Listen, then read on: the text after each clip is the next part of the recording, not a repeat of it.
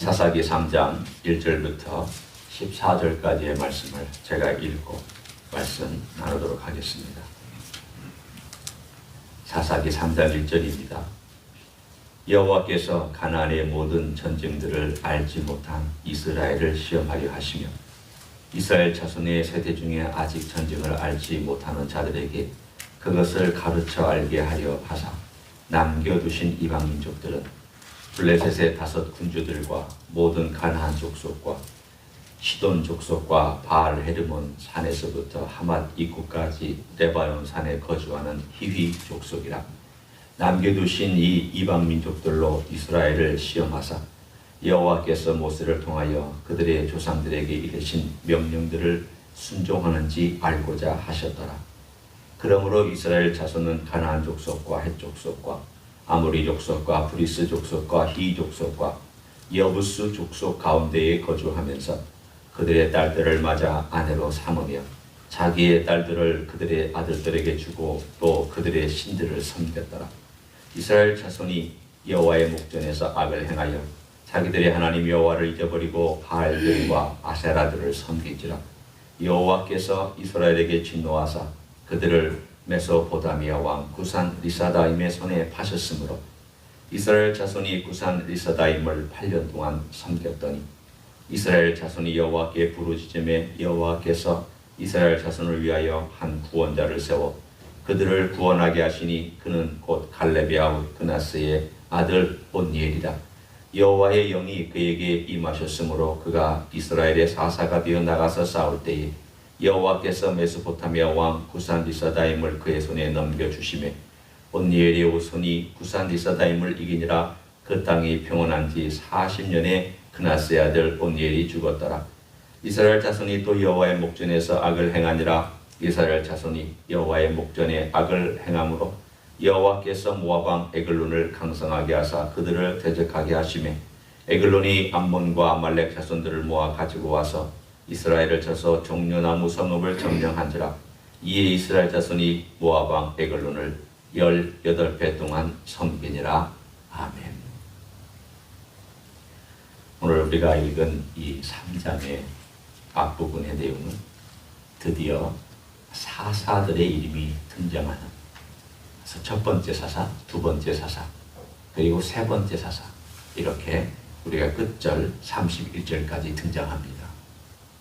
물론 어떤 사사와 그 사사의 다음에는 그대로 시간적으로 죽고 바로 일어나고 죽고 바로 일어나고 하는 그런 연결고리라기보다 어떤 때는 오버랩되고 또 어떤 때는 차이가 있고 하는 그러한 느슨한 의미에서 서로 연결되어 있는 사사들의 연대기를 볼 수가 있습니다. 그런데 하나님께서 왜 이방 민족들을 여호수아 시대에 다 쫓아내시지 않았을까? 우리가 생각할 때에 아주 그냥 깨끗하게 썰어버리시고 아주 깔끔하고 아주 정리정돈 잘 된 그러한 멋진 땅에다가 이스라엘 민족을 다 갖다 심어놨으면 그때 범죄도 안 하고 하나님의 은혜 가운데서 잘 살 수 있을 텐데 어떻게 해서 이렇게 하나님은 반대의 선택을 하셨습니까? 오늘 본문에 그 답을 말해주고 있습니다. 여러 가지 목적이 나오는데 하나님께서 왜 남겨두신가에 대한 목적이 나오는데 어떤 것은 좀 긍정적인 부분이 있고 어떤 것은 좀 부정적인 부분이 있습니다. 먼저 긍정적인 부분부터 얘기하자면 이스라엘 사람들의 인구 숫자가 과히 많지 않았습니다. 따라서 이스라엘 전체 저 북쪽 단에서부터 남쪽 두레사가까지 그 전체 땅을 차지하기에는 인구가 그렇게 많지 않았습니다. 그러면 인구가 많지 않았을 때에 그 도시나 성들이 비어있을 경우에는 위험의 요소가 많습니다. 대적들이 바깥에서부터 쳐들어올 수도 있고 또 거기가 황폐화될 수도 있고 들짐승들이 너무 많이 살 수도 있는 그런 어려움이 있어서 하나님께서 필요한 정도로 남겨놓으셨습니다. 그건 이스라엘을 위하여 남겨놓으신 거라고 할 수 있습니다. 두 번째는 오늘 본문에 있는 것처럼 그 다음 세대가 전쟁을 할 줄을 모릅니다. 전쟁을 할 줄 모른다는 것은 하나님 아버지 앞에서 하나님을 의뢰하는 법을 배우지 못했다는 뜻이기도 합니다. 인간은 약하기도 하지만 악합니다. 그래서 자기의 필요가 절실하지 아니하면 하나님 잘 안 찾습니다. 여러분도 생각해 보십시오. 내가 하나님을 언제 절실하게 찾았는가? 절실한 필요가 있을 때 절실하게 찾습니다. 일반적으로 편안하면 하나님 잘 안 찾습니다. 특별하게 정말 하나님을 사랑하고 특별하게 하나님과 교통하는 아주 소수의 사람을 제외하고는 느슨해집니다. 게을러집니다. 세상 따라갑니다. 하나님께서 그들에게 전쟁을 가르치고 훈련하고 그래서 하나님께 부르짖고 하나님의 도움을 요청하게 만드시기 위하여 그 땅에 있는 사람들을 남겨놓으셨습니다. 그러나 또한 긍정적이면서도 부정적인 측면이 또 있는 목적이 있습니다. 그럼 오늘 본문에 있는 것처럼 그들을 하나님께서 시험하신다고 했습니다. 시험은 우리들이 시험을 보는 것과 똑같습니다. 시험을 보고 나서 점수가 잘 나왔는지 안 나왔는지 시험을 낸 분도 알고 또 시험을 치른 당사자도 압니다. 예를 들어서 내가 100점 만점에 80점을 맞았다. 그러면 전체 문제 중에서 80%를 맞게 된. 그래서 결과를 나도 알고 내가 20%가 부족한 것은 요게 몰랐구나. 내가 이걸 왜 틀렸지? 이거 내가 공부한 것 때 왜 그때 착각했지? 라고 하면서 그 20%를 가지고 다시 한번 리마인드를 시키고 다시 공부를 해서 다음에 비슷한 문제가 나왔을 때는 풀 수 있도록 하는 것이 시험의 목적입니다. 처음부터 100점 맞으면 오케이.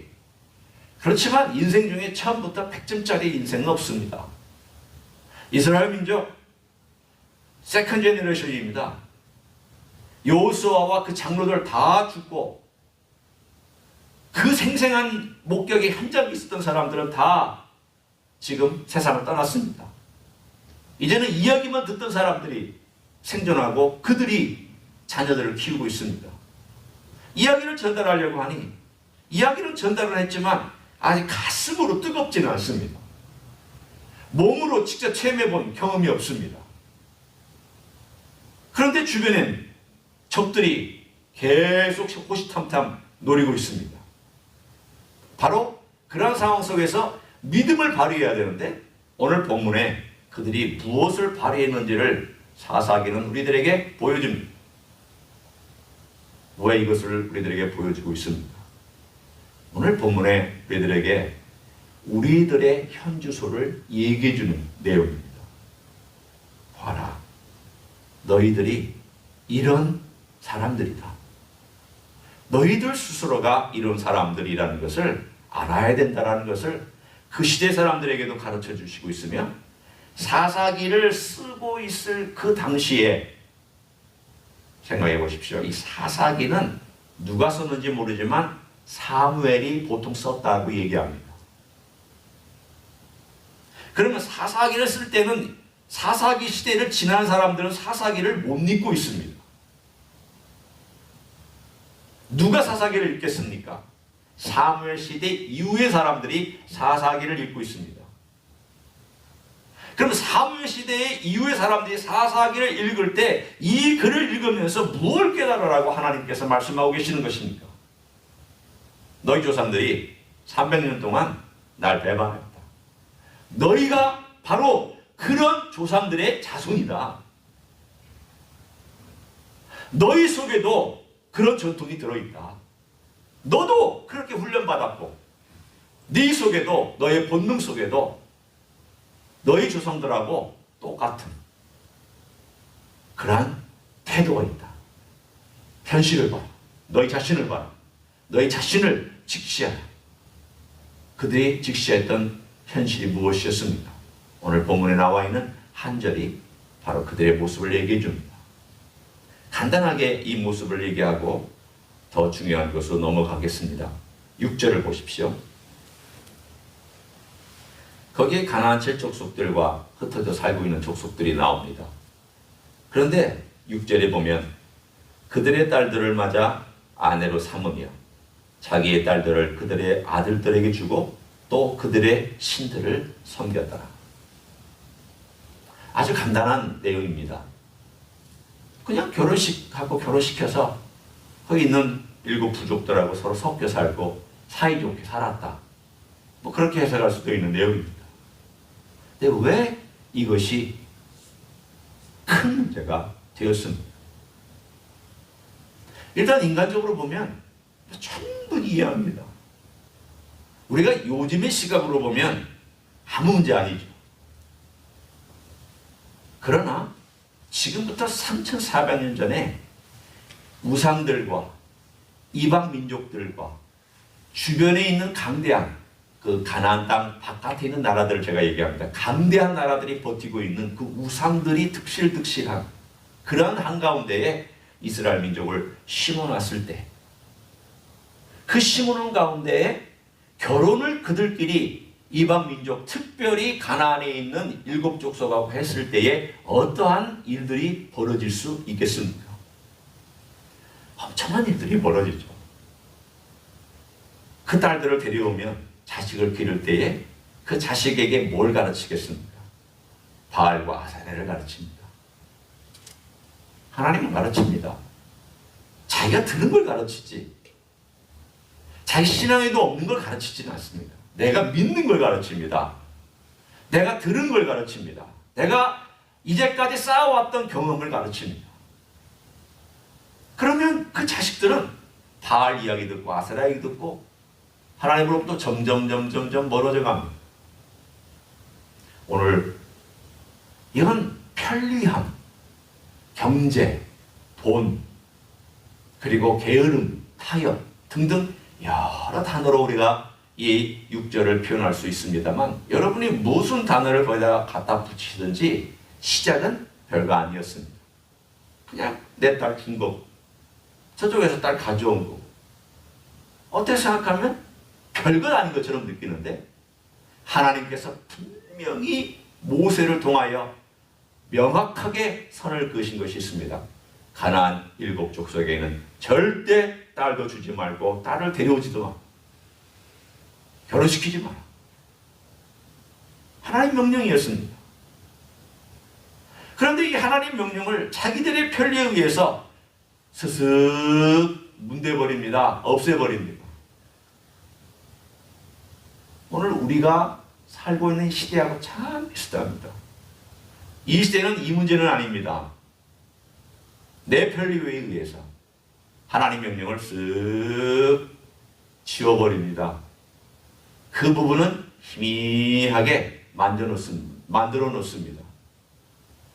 명확한데 내 삶 가운데서 그렇게 만들어 놓으면 오늘 본문에 어떤 일들이 벌어지는지를 한번 보십시오.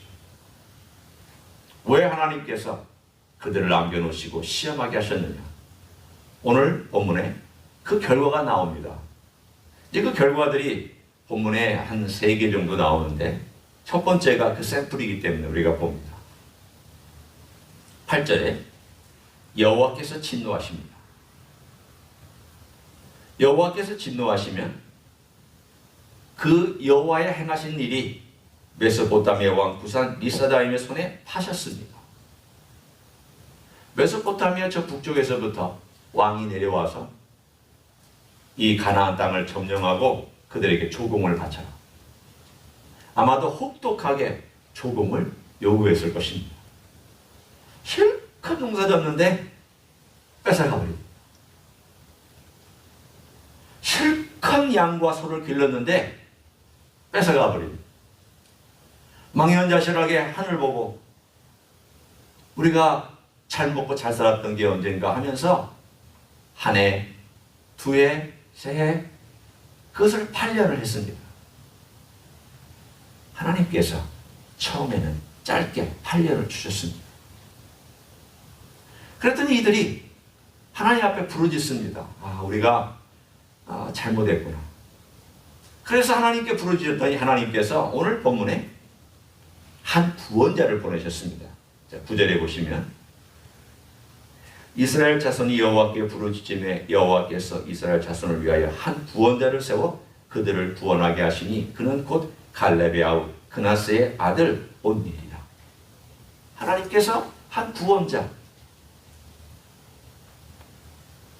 유다 지파에서 그 헤브론 땅 남쪽으로 내려가서 같이 자기의 삼촌을 도와서 키가 9척이나 되는 거인들을 물리쳤던 바로 그 사람을 하나님께서 첫 번째 사사로 세워주셨습니다.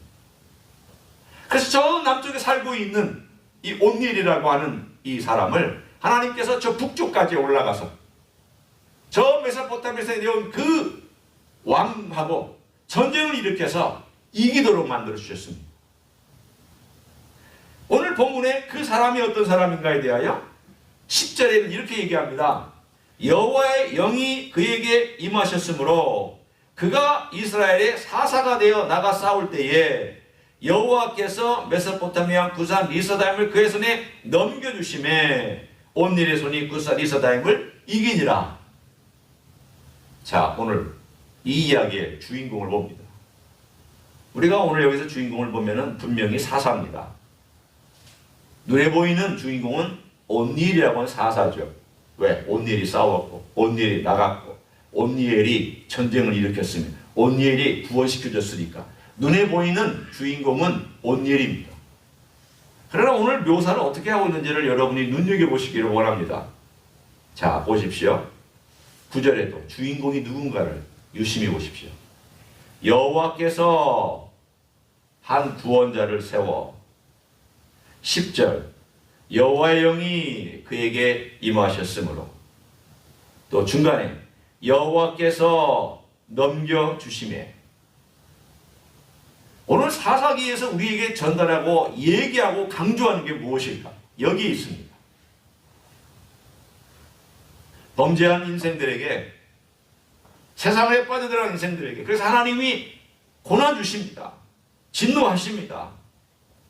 시험하시면서 실패한 것에 대하여 대가 지불하게 하십니다. 배우게 하십니다. 그런데 배우게 하시는 데만 머물러 있는 게 아닙니다. 그 배우는 과정 속에서 하나님의 손이 강력하게 개입하시는 것을 우리는 볼 수 있습니다. 이게 우리의 소망입니다. 배우는 것만 가지고는 아닙니다. 우리가 살아가면서 영적인 깨달음을 깨달았습니다. 그거 가지고 안 됩니다. 제가 정말 하나님의 영적인 신비한 세계를 깨달았습니다. 그거 가지고 안 됩니다.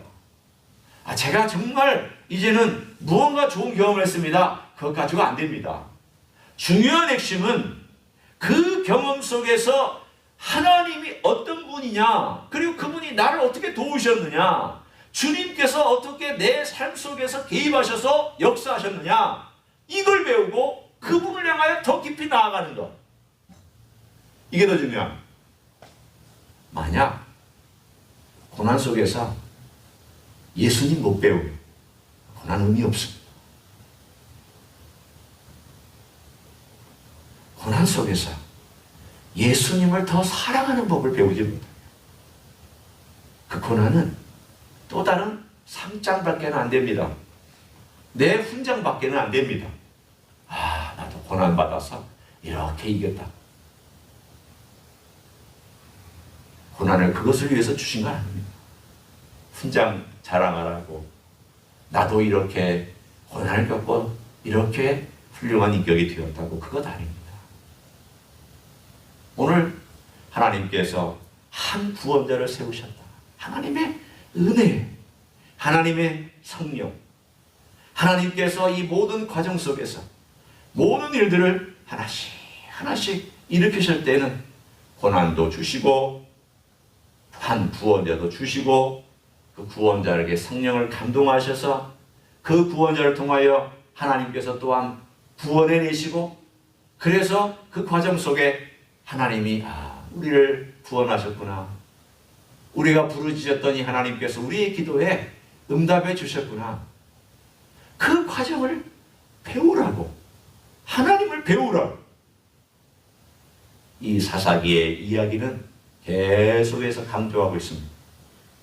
자, 오늘 여기에 나와 있는 이 한 구원자에 대하여 우리가 집중합니다. 이스라엘 역사를 보면 하나님께서 한 구원자를 계속 일으키셨습니다. 사사가 한 구원자고, 또 하나님께서는 다윗 왕이나 또 왕들을 세워서 구원자로 삼으셨습니다. 그런데 그 구원자들이 완벽한 사람들이 아니었습니다. 다윗은 그래도 구원자 역할을 어느 정도는 했지만 솔로몬은 구원자 역할을 하지 못했습니다. 그 다음에 나온 왕들 중에 구원자 역할을 한 사람은 손에 손가락으로 꼽을 정도밖에 안 됩니다. 다 몇 사람 빼놓고 실패했고, 심지어는 다윗마저도 실패한 인생입니다. 구원자지만 실패했습니다. 한 구원자. 그러나 실패했습니다. 사사기의 이야기는 그 다음 열왕기상, 사무엘상, 사무엘하, 열왕기상, 열왕기하 역사의 연장선에 있습니다. 사사기, 사무엘상하, 열왕기상하, 그리고 멸망. 그 시작이 어디서부터 보이냐면 바로 여기에, 여러분이 읽고 있는 여기에 나와 있습니다. 아, 그들의 역사가 이렇게 되고 있구나. 잠깐 올라가는 것 같은데 다윗 때에도 역시 또 떨어져서 깊은 수렁에, 마치 제가 어제 얘기했던 것처럼 이 스파이럴 코드가 계속 아래로 내려가서 저 밑바닥에 내려가 있는 가장 불쌍한 인생들의 역사. 그게 바로 우리의 역사. 그걸 위해서 한 구원자가 오셔야만 하는 이야기입니다. 왜? 인간은 결국 우리를 구원할 수 없다라는 결론을 인간으로 하여금 성경책을 보면서 내리라는 겁니다. 너희 가운데는 구원자가 없다.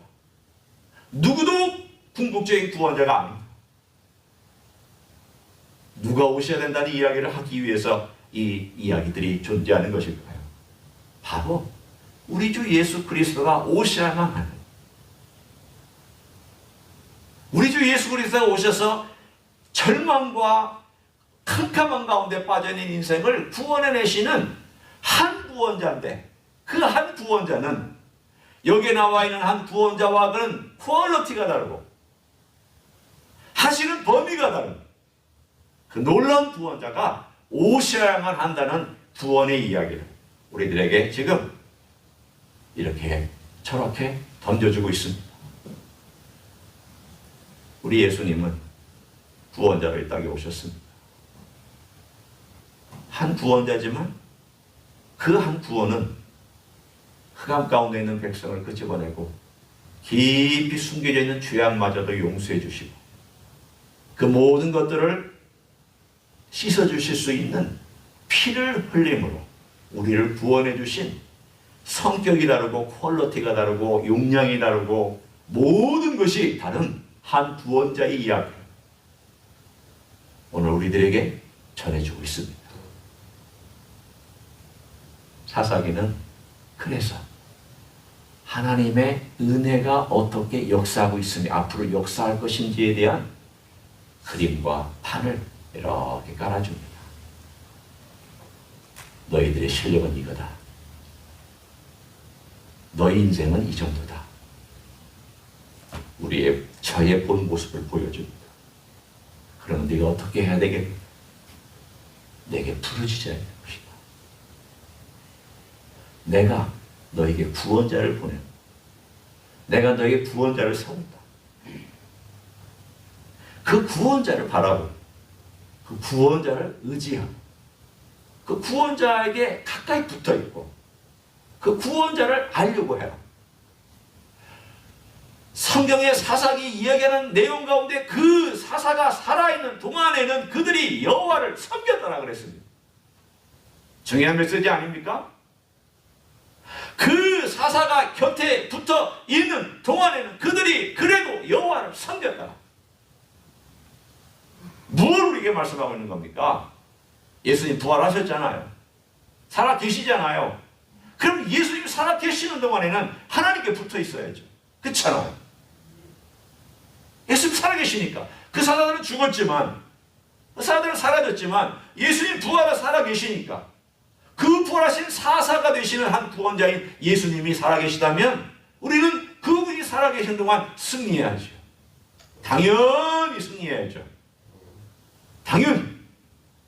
당연히 하나님께 더 가까이 나아가야죠. 우리의 메시지는 명확합니다. 우리의 구원자, 우리의 사사, 우리의 영원한 사사 되시는 예수님께서 지금 살아계시기 때문에 우리는 분명히 그분 곁에서 승리할 줄로 믿습니다. 이런 놀라운 삶을 우리에게 살아가거든 주님께서 주신 이 메시지를 붙잡고 승리하시는 여러분 되시기를 예수님의 이름으로 간절히 축원합니다. 기도하겠습니다. 감사합니다. 우리에게 영원한 사사가 되시고 영원한 구원자가 되신 예수님 감사합니다. 우리를 죄에서 캄캄한 어둠에서 깊은 수렁에서 구원해 주신 것 감사합니다. 우리 주님 부활하셔서 영원히 살아계시며 승리하신 주님 통치하시니 감사합니다. 우리는 그 주님 곁에서 주님과 함께 승리의 삶을 살아갈 수 있는 줄로 믿습니다. 내 힘과 내 지혜와 아닌 주님의 힘과 주님의 지혜와 주님의 능력과 주님의 도우심으로 하루하루 승리하며 살아갈 수 있는 하나님의 종들이 되게 하여 주시옵소서. 이제는 우리 구주 예수 그리스도의 은혜와 하나님 아버지의 극진하신 사랑과 성령 하나님 교통하심의 역사가 오늘도 우리 주 예수 그리스도의 곁에서 우리 주님 의지하고 주님 알고 배우고 주님만 따라가는, 그러면서 이 땅 위에서 있는 모든 싸움에서 승리하기를 소원하는 가정에서 예배드리는 종들 위에와 이 자리에 참여한 종들 위에와 주임지 희스교회 위에와 이민교회들과 한국교회들과 선교사님들 위에 이제부터 영원히 함께 하실지어다. 아멘.